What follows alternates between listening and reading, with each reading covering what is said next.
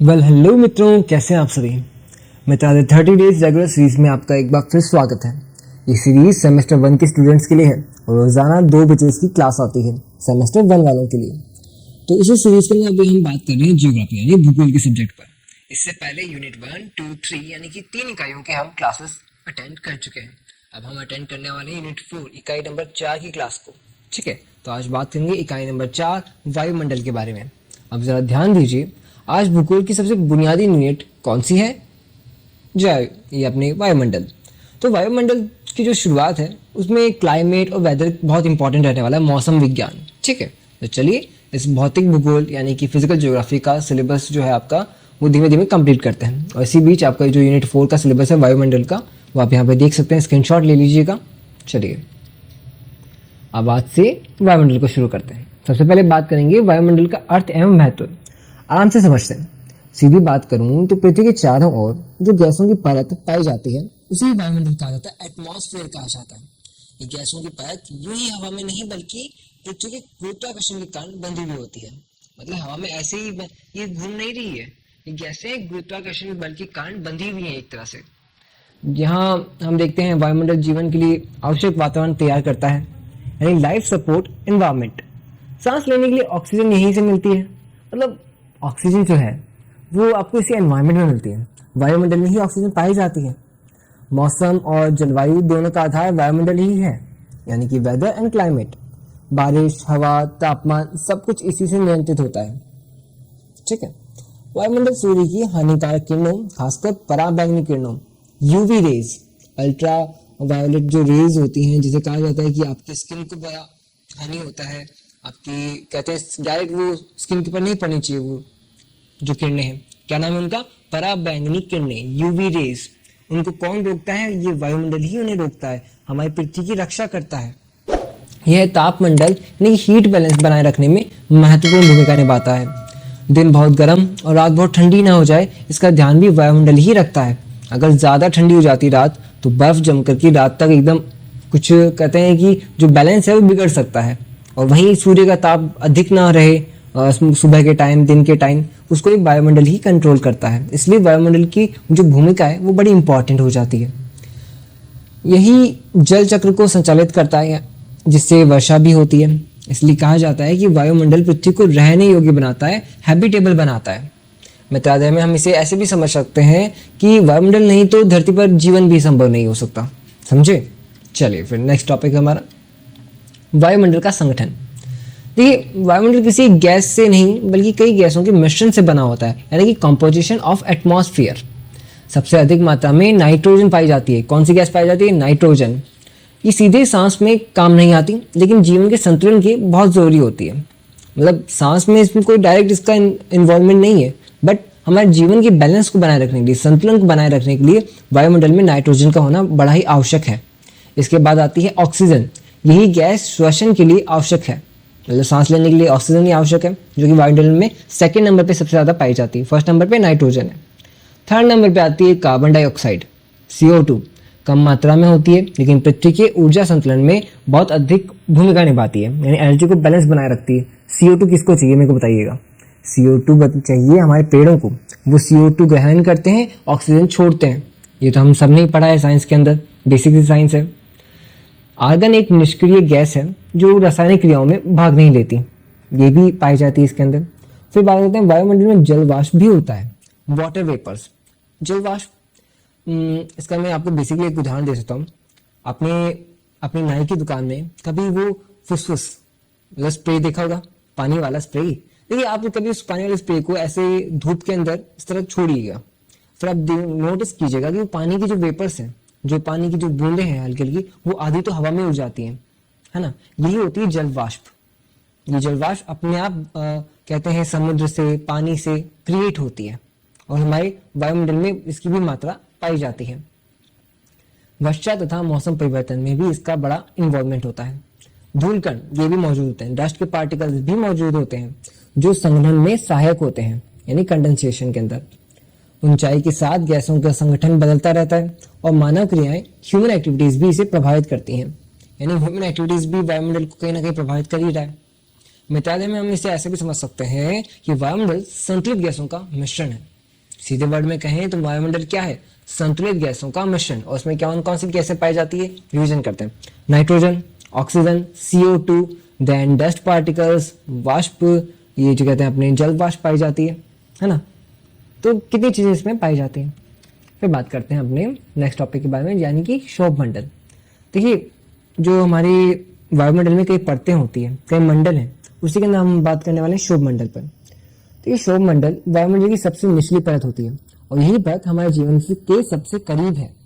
कहते हैं जिस वायुमंडल में हम सांस ले रहे हैं, जिस मंडल में हम रह रहे हैं, वो कौन सा मंडल है? शोभमंडल। हमारे जीवन का सबसे करीबी हिस्सा है। सभी मौसमी घटनाएं जैसे बादल, वर्षा, आंधी, तूफान, सब कुछ इसी परत में होता है। यहाँ जरा रुकिए। शोभमंडल में ऊंचाई के साथ तापमान घटता जाता है। आपने नोटिस किया होगा कि आप पहाड़ पर चढ़ रहे हैं, ठीक है, जैसे जैसे पहाड़ पर चढ़ते जा रहे हैं, ऊंचाई पर चढ़ते जा रहे हैं, वैसे वैसे मौसम ठंडा होता जा रहा है, ठीक है। वही चीज है कि शोभमंडल में जैसे जैसे ऊंचाई बढ़ती जा रही है, वैसे वैसे मौसम ठंडा होता जाता है, तापमान गिरता जाता है, घटता जाता है। इसे लैप्स रेट कहा जाता है। ये जो प्रक्रिया हो रही है ना कि ऊंचाई के साथ तापमान घट रहा है, इसको क्या कहा जाता है? Lapse rate. वायुमंडल का सबसे अधिक वायु द्रव्यमान यानी कि एयर मास इसी परत में पाया जाता है, इसलिए ये जीवन के लिए सबसे महत्वपूर्ण परत है। बादल निर्माण और वर्षा यहीं पर होती है। जो शोभमंडल है, इसी में बादल का निर्माण होता है, इसी में वर्षा होती है, क्लाउड फॉर्मेशन। ओके, यहाँ वायु प्रदूषण का प्रभाव भी सबसे अधिक देखने को मिलता है।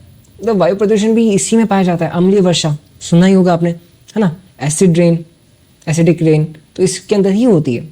शोभमंडल की ऊंचाई विषुवत रेखा पर अत्यधिक और ध्रुवों पर कम होती है। इक्वेटर एंड पोल्स जो है, वहाँ पर इनकी जो ऊंचाई है वो अलग अलग हो जाती है, चेंज हो जाती है। विषुवत रेखा पर तो अधिक होती है और ध्रुवों पर कम होती है, ठीक है। तो इसे आप ऐसे भी समझ सकते हो कि मौसम की सारी कहानी शोभमंडल में ही लिखी जाती है। जो मौसम का सारा, कहते हैं ना, कच्चा छिटा, अपन आम बोलचाल भाषा में यूज करते हैं कच्चा छिटा। तो देखिए, मौसम का सारा कच्चा छिटा इस शोभमंडल में ही है ना। चलिए फिर समताप मंडल। देखिए, समताप मंडल शोभमंडल की उपस्थित परत है। शोभमंडल के जस्ट ऊपर कौन सा है? समताप मंडल। यह परत मौसम से लगभग अलग रहती है। इस परत में ऊंचाई के साथ तापमान बढ़ता जाता है, यानी यहाँ लैप्स रेट उल्टा हो जाता है। पहले तो ऊपर के साथ जैसे जैसे ऊपर जाते वैसे ठंडा हो रहा था, समताप मंडल में अलग होगा। समताप मंडल में उल्टा है इसका, कि जैसे जैसे ऊपर जाओगे वैसे वैसे तापमान बढ़ता जाएगा, घटेगा नहीं, बढ़ता जाएगा, गर्म होता चला जाएगा। समताप मंडल की सबसे महत्वपूर्ण बात यह है कि ये ओजोन परत इसी में पाई जाती है। ओजोन परत क्या है? मैंने आपको बताया था ना, पराबैंगनी किरणें, यूवी रेज जो डायरेक्ट पृथ्वी को हानिकारक होती हैं, हमारे स्किन के लिए बड़ी हानिकारक हैं, जो सूर्य से आ रही हैं डायरेक्ट, यूवी रेज, पराबैंगनी किरणें। पराबैंगनी किरणों को कौन रोक रहा है? ओजोन परत, ठीक है। ओजोन लेयर पराबैंगनी किरणों को रोकती है। तो ओजोन लेयर कहाँ पाई जाती है? समताप मंडल में पाई जाती है। ये पृथ्वी की रक्षा करती है। इस परत में वायुमंडलीय दशाएं बहुत स्थिर होती हैं, स्टेबल कंडीशंस होते हैं, इसलिए जेट विमान यहीं उड़ते हैं। जो जेट होते हैं, एयरक्राफ्ट होते हैं, वो इसी के अंदर उड़ते हैं, इसी के अंदर स्टेबली वो अपना ऑपरेट कर पाते हैं। ओके, यहाँ बादल और वर्षा जैसी मौसमी घटनाएं नहीं होती। वो किस में होती है? शोभमंडल में होती है, हमने पहले ही पढ़ लिया। तो समताप मंडल जीवन की रक्षा में महत्वपूर्ण भूमिका भी निभाता है। लेकिन ओजोन क्षय आज एक बड़ी चिंता बन चुका है। ओजोन का क्षय कैसे हो रहा है? ओजोन लेयर कैसे खराब हुई जा रही है, कैसे उसके अंदर क्षति आ रही है? कैसे? कि भाई प्रदूषण फैल रहा है। प्रदूषण जैसे जैसे फैल रहा है, वो जो हानिकारक कहते हैं गैसेज हैं, है ना, ग्रीन हाउस गैसेज, वो किसको नुकसान पहुंचा रही? ओजोन लेयर को। ये तो हमने पहले ही 10th क्लास में 11th क्लास में पढ़ा है यार, वही बात रिपीट हो रही है। तो आराम से इसको पढ़िए, आराम से हम धीमे धीमे हर एक यूनिट के टॉपिक को क्लियर करेंगे और फिर जब मैथन क्लास आएगी तब उसमें हम क्वेश्चन आंसर्स भी, इंपॉर्टेंट क्वेश्चंस को पढ़ेंगे और मॉडल पेपर भी चर्चा करेंगे इन मैथन क्लासेस। चलिए, समताप मंडल क्या है? धरती की सुरक्षा ढाल है, क्योंकि उसमें ओजोन परत पाई जाती है। चलिए फिर नेक्स्ट है अपना मध्य मंडल। मध्य मंडल समताप मंडल के ऊपर स्थित होता है। पहले शोभमंडल, फिर समताप मंडल, फिर मध्य मंडल। यही परत वायुमंडल की सबसे ठंडी परत मानी जाती है। सबसे ठंडी परत कौन सी है वायुमंडल की? मध्य मंडल। इस परत में ऊंचाई के साथ तापमान फिर से घटता जाता है, इसी कारण यहाँ अत्यधिक ठंड पाई जाती है। मतलब ये जो मेसोस्फीयर है, मध्यमंडल का इंग्लिश में क्या बोलते हैं, मेसोस्फीयर। तो मेसोस्फीयर बहुत ही ठंडी होती है। वायुमंडल की सबसे ठंडी, एटमॉस्फेयर की सबसे ठंडी लेयर कौन सी है, एटमॉस्फेयर। ऊंचाई के साथ तापमान फिर से घटता जाता है, इसी कारण यहाँ अत्यधिक ठंड पाई जाती है। जब कोई उल्कापिंड यानी मीटियोर पृथ्वी की ओर आता है तो अधिकांश उल्कापिंड यहीं जल जाते हैं। इसी तरह मध्यमंडल पृथ्वी की रक्षा करता है। कोई उल्कापिंड आ रहा है पृथ्वी की ओर, तो लगभग जो छोटे उल्कापिंड है जो कमजोर है वो तो इसी के अंदर नष्ट हो जाते हैं, तो पृथ्वी एक तरह से सुरक्षित रहती है ना। इस परत में वायुमंडलीय घनत्व बहुत कम होता है, atmospheric density is very low, इसलिए यह क्षेत्र जीवन के लिए अनुकूल नहीं है। मध्यमंडल की ऊपरी सीमा स्पष्ट नहीं होती। इसकी ऊपरी सीमाओं में मेसोपॉज, आई थिंक मेसोपॉज ही था, उसे कहा जाता है, मतलब ऊपरी सीमा जो है मेसोपॉज कहा जाता है, जहाँ तापमान सबसे कम होता है। रेडियो संचार यानी रेडियो कम्युनिकेशन इसी परत भूमिका में शामिल होता है। जो रेडियो कम्युनिकेशन की जो किरणें होती हैं, जो उनकी फ्रिक्वेंसी होती है ना, वो इसी के अंदर चलती है। किसमें चलती है, मध्यमंडल में। वैज्ञानिक अध्ययन यानी साइंटिफिक स्टडी भी इसी में करना बड़ा कठिन हो जाता है। में हम इसे ऐसे समझ सकते हैं, धरती की सुरक्षा में सबसे खामोश पहरेदार कौन है, मध्यमंडल। मतलब हमारी पृथ्वी रक्षा तो कर रहा है परंतु बड़ी खामोशी के साथ। बहुत कम रोल है इसका, लेकिन कहीं ना कहीं एक महत्वपूर्ण रोल है। चलिए फिर आयनमंडल। आयनमंडल यानी कि लोनोस्फीयर वायुमंडल की एक ऐसी परत है जहाँ विद्युत आवेशित कण यानी चार्ज्ड पार्टिकल्स पाए जाते हैं। सूर्य से आने वाली ऊर्जा इस परत की गैसों को आयनित कर देती है, इसी वजह से इसे आयनमंडल कहा जाता है, मतलब आयनाइज। यहाँ आयनमंडल की सबसे बड़ी खासियत यह है कि रेडियो तरंगों का परावर्तन, इसी से रेडियो संचार संभव होता है। यानी जो रिफ्लेक्शन है रेडियो वेव्स का, वो इसमें बहुत अच्छे से हो जाता है। इसलिए रेडियो का जो संचार है वो इसमें इंपॉर्टेंटली होता है आयनमंडल के अंदर। उसमें भी होता है, जो इससे पहले हमने पढ़ा था मध्यमंडल, उसमें भी है पॉसिबल, बट उसमें थोड़ा सा कहते हैं कि टिपिकल है, हार्ड है, कठिन है। परंतु आयनमंडल के अंदर ये आयोनाइज हो चुकी हैं ये लेयर, इसलिए रिफ्लेक्शन ऑफ रेडियो वेव्स यानी परावर्तन रेडियो तरंगों का वो बड़ा आसानी से होता है और इसमें रेडियो संचार बहुत अच्छे से हो जाता है, संभव है। इस परत में अरोरा जैसी सुंदर प्रकाशीय घटनाएं दिखती हैं। अरोरा जो अपने नॉर्थ पोल है, साउथ पोल है, वहाँ पर आपने रात के समय में कार्टून्स में, आपने फिल्म्स में आपने देखा होगा कि जो बर्फीला इलाका है वहाँ पे कितना रात के समय इतनी चमकदार चीज़ें दिखाई देती है, आकृतियाँ दिखाई देती है, तारे दिखाई देते हैं, उसे अरोरा कहा जाता है। एक तरह की वो जो लेयर है अरोरा है। आयनमंडल में ऊंचाई के साथ तापमान बढ़ता जाता है। दिन और रात में इस परत की स्थिति बदलती रहती है और विकिरण यानी सोलर रेडिएशन, चुंबकीय तूफान का इस परत पर सीधा प्रभाव पड़ता है। ओके, चुंबकीय तूफान का किस लेयर पर सबसे ज़्यादा प्रभाव पड़ता है, आयनमंडल पर। आज के समय में उपग्रह संचार यानी सैटेलाइट कम्युनिकेशन, आधुनिक तकनीकी, इस सभी प्रक्रियाएं इस परत से जुड़ी हुई हैं, क्योंकि इसमें आयनाइज है भाई, नाम में आयनमंडल है, आयनाइज्ड है, ये आयनित हो चुकी हैं, इसलिए इनमें कम्युनिकेशन बहुत अच्छे से हो सकता है। हम इसे ऐसे भी समझ सकते हैं, आयनमंडल धरती का संचार केंद्र है। क्या है, संचार केंद्र, कम्युनिकेशन सेंटर। चलिए फिर नेक्स्ट है अपना सूर्य तप। सूर्य तप का क्या अर्थ है, पृथ्वी को ऊर्जा इसी से मिलती है। सूर्य की जो ऊर्जा है वो पृथ्वी तक इसलिए ऐसे ही पहुंचती है, उसे सूर्य तप कहा जाता है। किसे कहा जाता है, सूर्य से पृथ्वी को जो ऊर्जा मिलती है, सूर्य से पृथ्वी को जो ऊर्जा मिलती है उसे ही सूर्य तप कहा जाता है, इंसोलेशन कहा जाता है। सूर्य तप पृथ्वी के ऊर्जा बजट का, मतलब जो एनर्जी बजट है उसका आधार होता है। इसके बिना न तो जीवन संभव है न ही जलवायु। सूर्य की ऊर्जा पृथ्वी तक लगभग 8 मिनट में पहुंचती है, 8 मिनट्स। वहाँ से किरण निकली शुरू में, यानी पहली किरण, ऐसा समझिए पहली किरण सूर्य की निकली है वहाँ से, वो पृथ्वी तक आते आते 8 मिनट उसे लगेगा।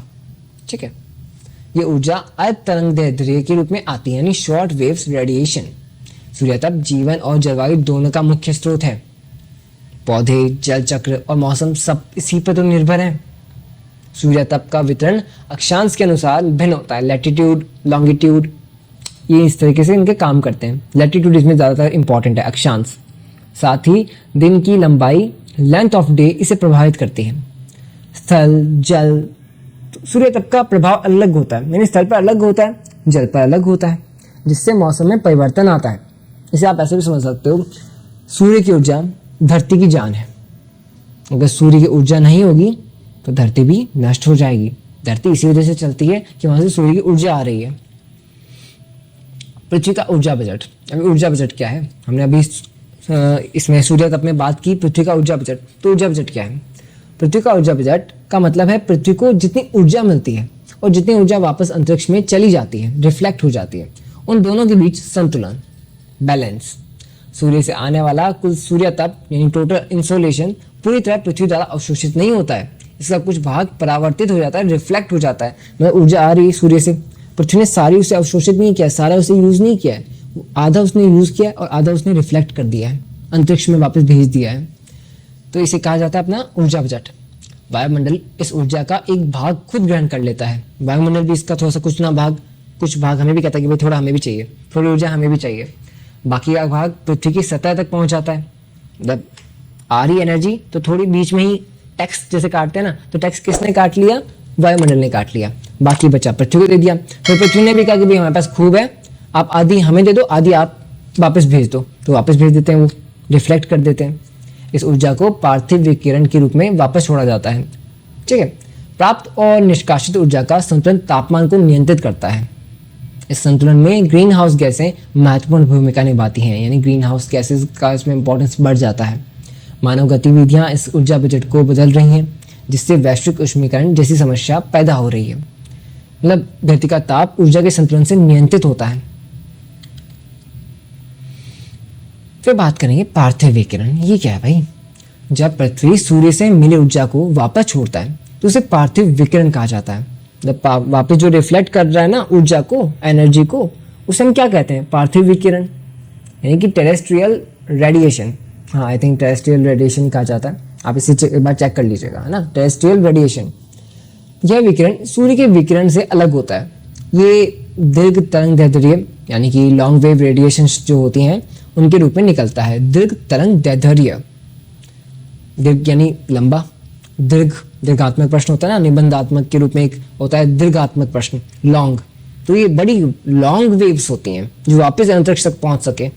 पार्थिव विकिरण खास तौर पर रात के समय ताप संरक्षण में महत्वपूर्ण भूमिका निभाता है।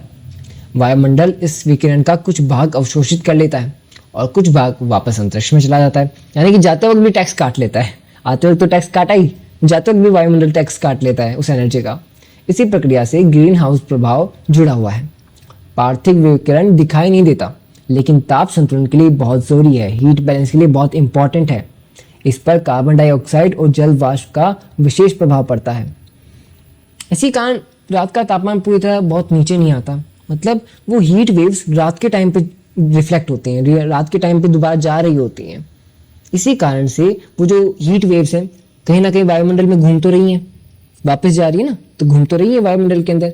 इसी वजह से रात पूरी तरीके से ठंडी नहीं हो जाती, पूरा ही ठंड नहीं हो जाता। वो हीट वेव्स कहीं ना कहीं घूम रही है, इस वजह से थोड़ी गर्मी बनी रहती है और वायुमंडल का जो तापमान है वो पूरी तरह से नीचे नहीं आता है, गिर नहीं जाता है, बैलेंस बना रहता है।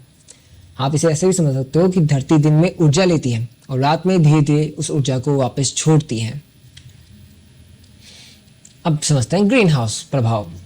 देखिए, ग्रीन हाउस इफेक्ट जो है इसका मतलब है वायुमंडल द्वारा ऊष्मा को रोक कर रखना।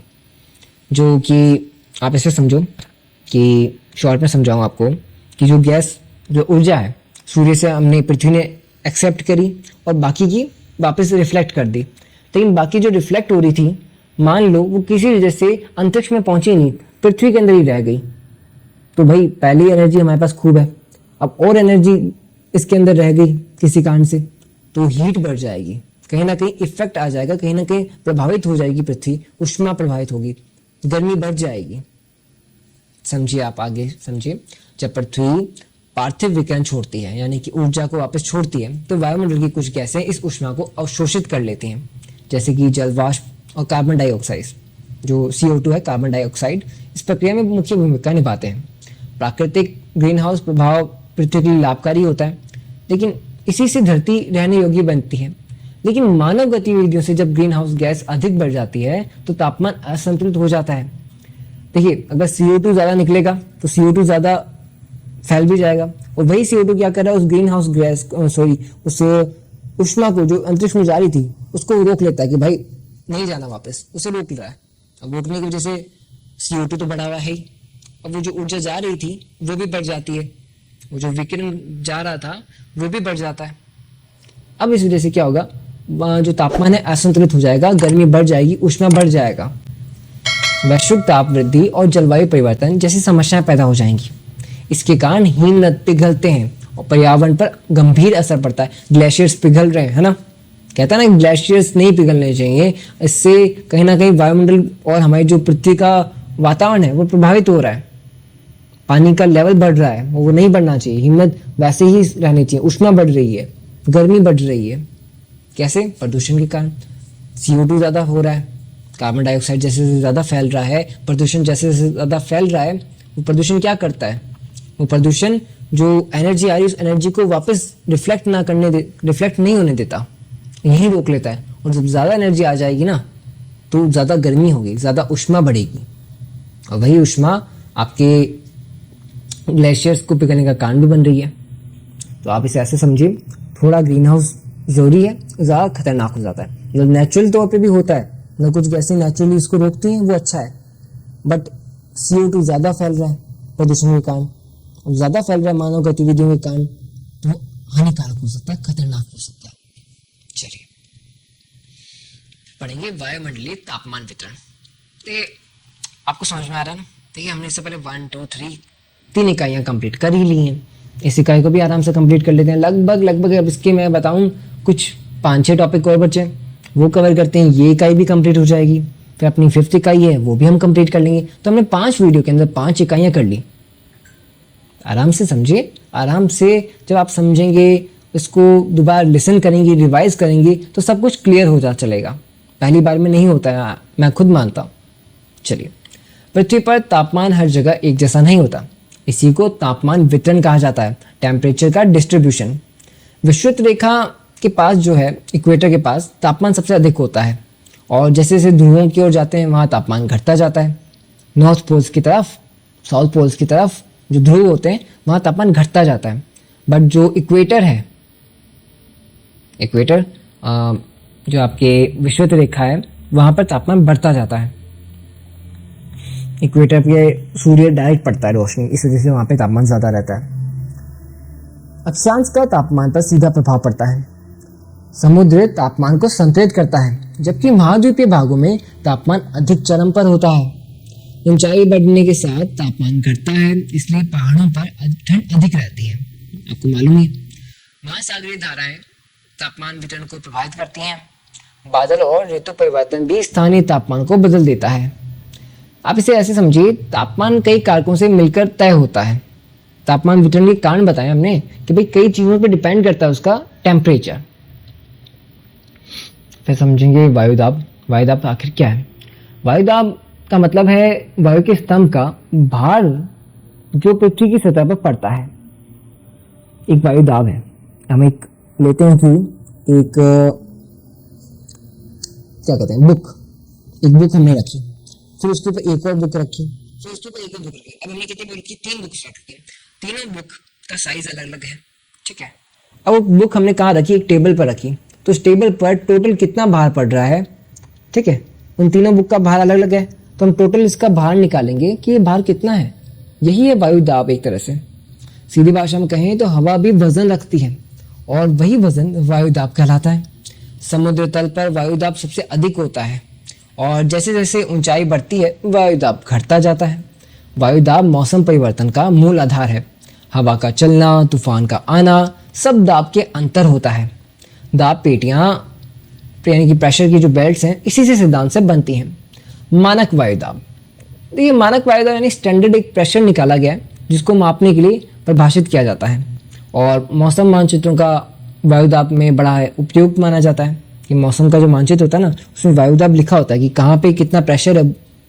जब कभी जेट्स उड़ते हैं, हेलीकॉप्टर उड़ता है, प्लेन उड़ता है, तो वो मेंटेन करते हैं इन चीज़ों को कि भाई अभी क्या प्रेशर चल रहा है एयर का, कितना दाब चल रहा है, कितना प्लेन के ऊपर प्रेशर पड़ेगा उस एयर का, ये सब इम्पॉर्टेंट है। इसलिए वायुदाब तो आप ऐसे समझिए, हवा का भी भार होता है मौसम की चाल तय करने के लिए, ठीक है। फिर बात करेंगे वायुदाब की पेटियां। पृथ्वी पर वायुदाब हर जगह एक जैसा नहीं होता। जहां जहां दाब की समानता होती है उन्हें वायुदाब पेटियां कहा जाता है, प्रेशर बेल्ट्स। सबसे पहले आती है विषुवतीय निम्न दाब पेटियां। तापमान अधिक होता है, हवा ऊपर उठती है, इसलिए दाब कम रहता है। इसके बाद आती है उपोष्ण उच्च दाब पेटियां। हवा नीचे उतरती है, इसलिए दाब अधिक होता है। देखिए, अगर आपको इनके नोट्स चाहिए तो नोट्स भी मिलेंगे। कब मिलेंगे? 26 जनवरी को। 26 जनवरी को जुड़िएगा हमारे साथ, वहाँ आपको हम पूरी तरीके से बताएंगे कि कैसे आपको नोट्स मिलने वाले हैं और नोट्स में आखिर क्या होने वाला है, और इंग्लिश हिंदी दोनों में होंगे। फिर आती है उपध्रुवीय निम्न दाब पेटियाँ, यानी कि मौसम परिवर्तन के लिए बहुत सक्रिय होता है ये ध्रुवीय उच्च दाब पेटियाँ। तो ये जो पवनों की दिशा है और वर्षा का वितरण है वो इन दाब पेटियों पर बड़ा निर्भर करता है। दाब पेटियां हवा की दुनिया का नक्शा बनाती हैं। जो हवा की दुनिया है ना, उसका नक्शा क्या है? दाब पेटियां। कौन सी हवा किस स्पीड से जा रही है, कहाँ जा रही है, ये नक्शा है एक तरह से दाब पेटियों का, सड़कें हैं उनकी। जब वायु एक स्थान से दूसरे स्थान की ओर क्षैतिज रूप में चलती है तो उसे पवन कहा जाता है। वायु है, एक स्थान से दूसरे स्थान की ओर क्षैतिज रूप में चलती है, उसे क्या कहा जाता है? पवन, विंड कहा जाता है। पवन यूं ही नहीं चलती, यह वायुदाब के अंतर यानी कि प्रेशर डिफरेंस के कारण उत्पन्न होती है। जब वायुदाब कहीं कम कहीं ज्यादा होता है ना, तब उसको बैलेंस करने के लिए वायु ज्यादा से कम की ओर जा रही है, ठीक है। यहाँ ज्यादा यहाँ कम है तो ज्यादा वाला कहता है कि भाई कम की तरफ जा, और जब जा रही है तो क्या बनी? पवन बन गई, विंड बन गई, चल के जा रही ना, क्षैतिज रूप के अंदर बह रही है।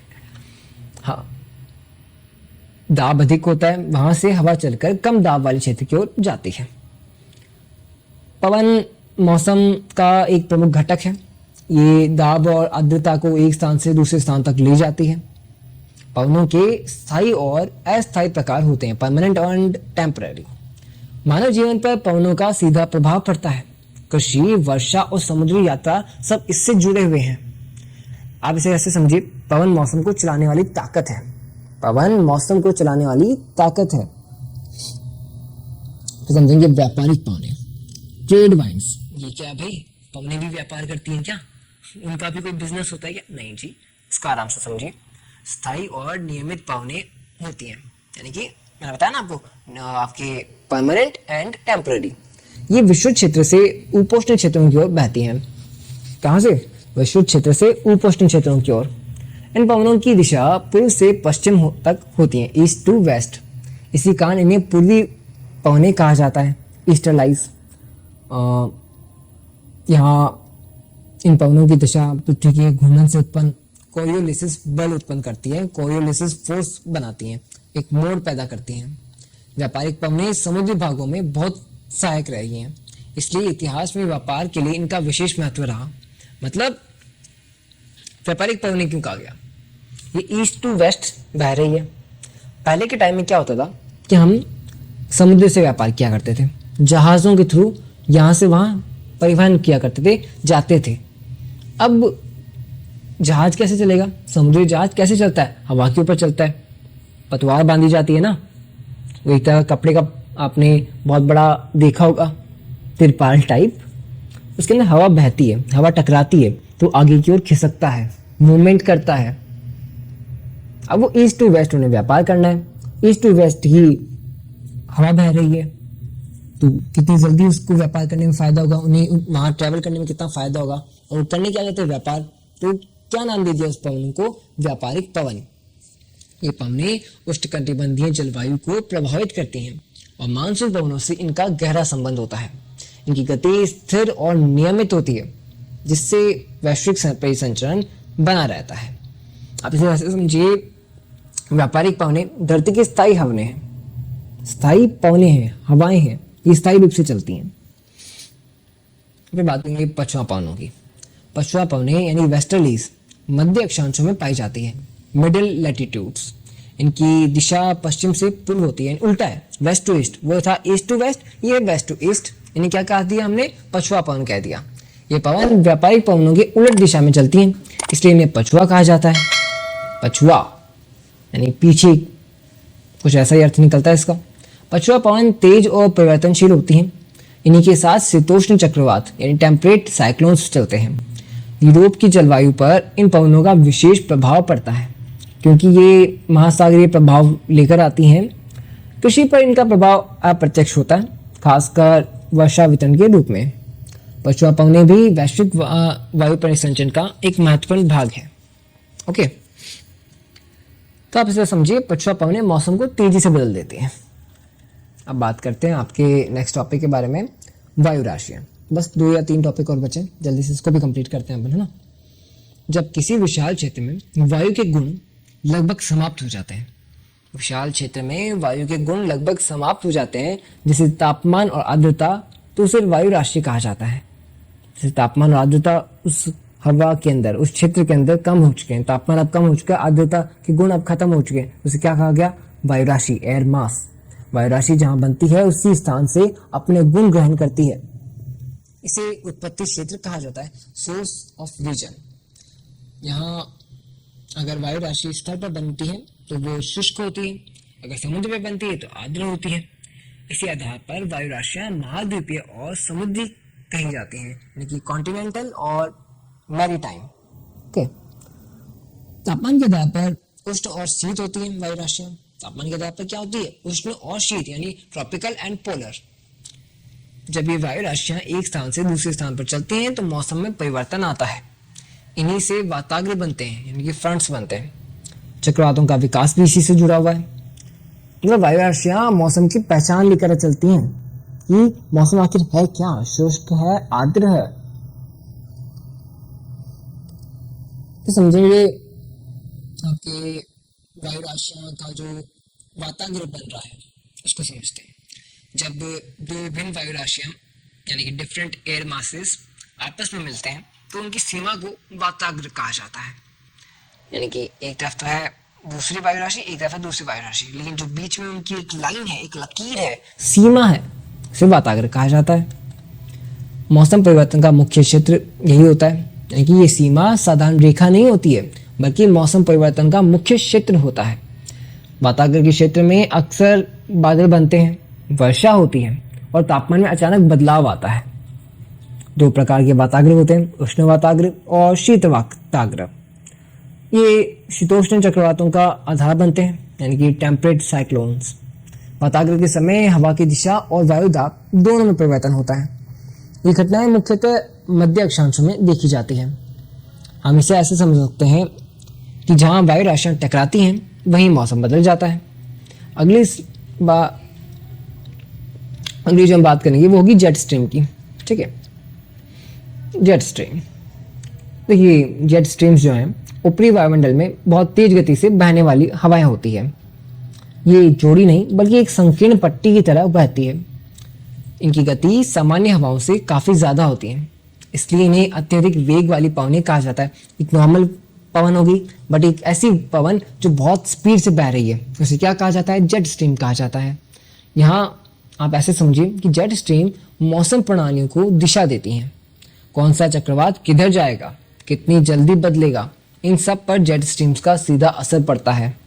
मानसून पर भी इनका प्रभाव होता है, खासकर भारत में तो विमान उड़ानों में जेट स्ट्रीम्स का फ़ायदा उठाया जाता है ताकि समय और ईंधन बचाया जा सके। लाइक तेज़ हवा बह रही है तो उस तेज़ हवा की दिशा में ही उस प्लेन को उड़ाया जा रहा है ताकि फोर्स मिलेगा उसे पीछे से बहने का, हवा बहने का, तो ज़्यादा फ्यूल नहीं लगेगा। कहीं ना कहीं ईंधन की बचत होगी, कहीं ना कहीं समय की बचत होगी। मुख्य रूप से 2 प्रकार की जेट स्ट्रीम मानी जाती हैं, ध्रुवीय जेट और उपोष्ण जेट, यानी कि पोलर जेट स्ट्रीम एंड सब ट्रॉपिकल जेट स्ट्रीम। ठीक है, पोलर जेट स्ट्रीम एंड सब पोलर जेट स्ट्रीम। ये पवनें बहुत अधिक ऊंचाई पर पाई जाती हैं, यानी हाई एल्टीट्यूड पर। और आधुनिक मौसम विज्ञान, मॉडर्न मेट्रोलॉजी के इसमें इसका बहुत इंपॉर्टेंस है, बहुत महत्व है, विशेष महत्व है। तो आप इसे ऐसे समझिए जेट स्ट्रीम को कि मौसम को तेज रफ्तार से घुमाने वाली जो हवाएं हैं वो होती हैं जेट स्ट्रीम्स। जेट स्ट्रीम मौसम को तेज रफ्तार से घुमाने वाली हवाएं हैं। अब समझते हैं चक्रवात को, साइक्लोन को। देखिए, निम्न वायुदाब का एक विकसित क्षेत्र होता है चक्रवात क्या होता है? निम्न वायुदाब का एक विकसित क्षेत्र होता है जहां हवाएं घूमते हुए अंदर की ओर प्रवाहित होती हैं। समझे कि हवा एक तरह से घूम रही, धीमे धीमे धीमे, और फिर लगातार उसने स्पीड पकड़ ली। साइक्लोन हवाओं का ये घूर्णात्मक प्रवाह चक्रवात की पहचान है। चक्रवात मुख्य रूप से दो प्रकार के होते हैं, उष्णकटिबंधीय और शीतोष्ण, यानी ट्रॉपिकल एंड टेम्परेट। उष्णकटिबंधीय चक्रवात गर्म महासागरों से ऊर्जा लेते हैं, इसलिए इनमें भारी वर्षा हो और तेज हवाएं पाई जाती हैं। शीतोष्ण चक्रवात जो है वो फ्रंट से जुड़े होते हैं, वाताग्र से जुड़े होते हैं, मध्य अक्षांशों में अधिक सक्रिय रहते हैं। चक्रवात मौसम में तेज परिवर्तन ले आते हैं और तटीय क्षेत्रों पर इनका प्रभाव अधिक देखने को मिलता है। जहाँ तट वाले इलाके ना, वहाँ पर इनका अधिक प्रभाव देखने को मिलता है। इनकी विनाशकारी क्षमता बहुत अधिक होती है, इसलिए मौसम पूर्वानुमान और आपदा प्रबंधन में इसका अध्ययन किया जाता है। बहुत समझा जाता है कि कब चक्रवात आ सकता है, किस एरिया में आ सकता है, अनुमान लगाया जाता है, वेदर फोरकास्टिंग की जाती है, डिजास्टर का मैनेजमेंट किया जाता है कि अगर बाई चांस आ जाए तो उसको कैसे मैनेज करना है, आपदा आ जाएगी उसको प्रबंधन कैसे करना है, आपदा प्रबंधन। आप इसे समझिए कि चक्रवात मौसम की सबसे ताकतवर प्रणाली है। वायुमंडल में जल वाष्प ठंडी होकर जल या बर्फ के रूप में पृथ्वी पर गिरती है, तो उसे वर्षण कहा जाता है। ओला पड़ रहा है भाई, ओला। तो वही बात हो रही है कि जल वाष्प जब ठंडी होकर जल या बर्फ के रूप में पृथ्वी पर गिरती है तो उसे वर्षण कहा जाता है, यानी कि प्रेसिपिटेशन। आई थिंक प्रेसिपिटेशंस इसका इंग्लिश के अंदर टर्म है, आप इसे चेक कर लीजिएगा। प्रेसिपिटेशन, वर्षण।